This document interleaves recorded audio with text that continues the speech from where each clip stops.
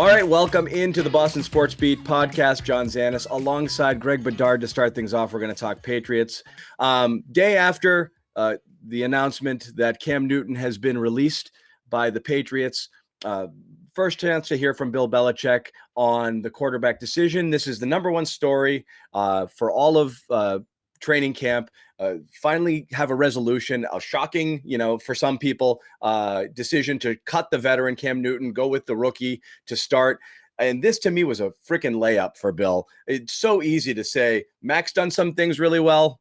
Some things he needs to improve on. We like a lot that we see, but we've all got to focus on Miami and flowery things about Cam Newton on a send-off, which he's done a million times before when he lets a respected veteran go or a player who they like. He did none of those things. What do you think was behind that? What motivated him? I have my theories, but I want to hear yours because I was following you on Twitter right afterwards. You're like, that was freaking weird. Well, what's going on? Yeah, I mean it's a great question, John. I mean, I asked people in the building, and they're like, "Who the hell knows? It's Bill." Like, they don't even know. They're like, because I didn't understand what the heck that was, and. And that's the thing, you talk about, you said, I have my theories, you have your theories. That's what Bill gives oxygen to, all these theories where he didn't need to do that. Now we need to talk about probably a bunch of stuff that amounts to nonsense. But, look, you can bring up a couple different theories from this. You could say, because Bill looked in a pretty pissy mood, if you ask me, this morning, and that could indicate that he didn't want to make this decision, that maybe somebody like the Kraft forced him into it, or that because Cam Newton, wouldn't get vaccinated, it forced Bill's hand. And, he said it didn't have anything to do with vaccination. I doubt that's entirely the case. It could also be that when Bill told Cam that they were going with Mac Jones, that Cam basically told Bill to go screw himself. And Bill was ticked off about it. And it could mean that Cam Newton could be coming back at some point. I mean, who the hell knows? I mean, that's what you get from that press conference where you can't even answer basic questions like, hey, was this a difficult decision? Yeah, it really was. These guys did everything we asked them to do. Yeah. They worked their butts off, all of them, and at the end of the day, we thought that it was in the best interest of the team to go forward with Mac, that he gave us our best opportunity to win. We didn't think that it made sense for Cam to be back here in a reduced role. So, we're going to part ways with him, but Cam was the ultimate professional here. Can't say enough about Cam. And it turns out he doesn't say a word about Cam Newton for a year and a half. He's been basically kissing Cam's backside, and then he lets him go and he doesn't say anything about it. I mean, I don't know. I just thought it was ridiculous. It was unnecessary. Right. And for such a momentous occasion in this franchise's history, for the head coach to say basically nothing is just, I'm sorry. It's not good enough. It isn't. And again, you never know what, as you said, you're talking to people in the building. They don't know what the reasoning behind it is, but it all of a sudden creates it creates a story out of nothing, which is, did Cam do something? Is he mad at Cam? What's going on here? I think it's as simple as, I don't think Bill likes to admit that he came to a decision that everybody else had also come to, which is, you've got every single writer and every analyst and every person out there, Mac's better, Bill, hopefully Bill does the right thing. And then he does, but he's like, I didn't do it because you said so. I did it because I felt like it. And I'm just not going to sit up here and give you the satisfaction and say like, yeah, we went with that thing that you guys were saying I should have gone with all along. And maybe he just wanted to push back a little and it came off in this really inelegant way. I don't really get it. I think that's true, John. I also, to take it a bit further, I think that, if Bill would have said certain things today about Mac and about how he got beat out for the job, that might lead to inevitable questions about like, well, why was he here in the first place? How did you screw up the transition last year? Did, your decisions at quarterback when you could have done plenty of other things last year, did it cost this team a playoff spot? Sure. Now, for a guy who, for all that we heard about, he's his second year, he's doing better, he'll be better this year. He lost to a first-round rookie quarterback, one who was the fifth quarterback taken in the first round. Does that mean that Cam Newton wasn't any good this entire time here? I think it's all of those things together where he doesn't want to, give the reporters any air, but also not give any oxygen to, maybe this was one big mistake that he made. Yeah, right. Exactly. Everything since the beginning of last year, as you said, when he's kind of Cam's the guy and stubbornly stuck with him, even though everybody all season long was clearly saying this is bad, this is going poorly, and this was a mistake. And you're right. That's one. The other, I guess, always the possibility of not overinflating the ego of Mac Jones, because now that he is the starter, you don't want to sit here and gush and glow over the rookie as well. So I think maybe those two things kind of comes out this way. And again, it just didn't make sense. The other thing that Bill Belichick did today was, and this is a story, whether he wants it to be or not. And you've seen Urban Meyer get himself into hot water over giving an honest answer about what's going on with the vaccine, the COVID-19 situation here, which is it's harder for players who are not vaccinated to kind of navigate this new NFL world here. It is what it is. They have tighter restrictions. They get to close contacts, immediately take them out of play for 5 days or whatever, like what happened with Newton earlier.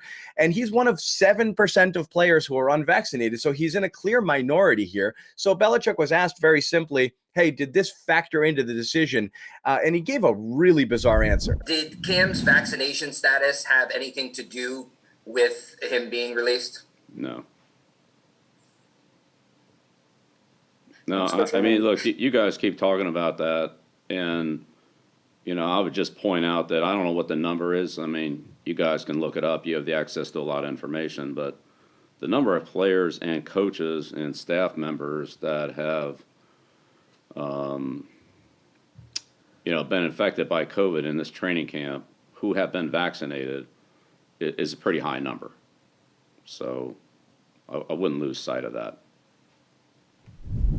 All right. So, Greg, this was at best evasive, at worst wildly irresponsible for Belichick to say what he said here, because it makes it sound like he's questioning vaccine efficacy, which, again, I don't think it was his intention to do. I just don't think he felt like answering this question and said what he said right there. But then, boom, Twitter lights up, blue check marks go bananas. It's a story everywhere, not just sports story. It's a national story that an intelligent person like Bill Belichick would say something that is so potentially damaging and harmful and sounds ignorant, which, again, I don't think what he's trying to say is vaccines don't work and there's other people have problems too. It's proven. There's facts. The NFL released their findings a few days ago.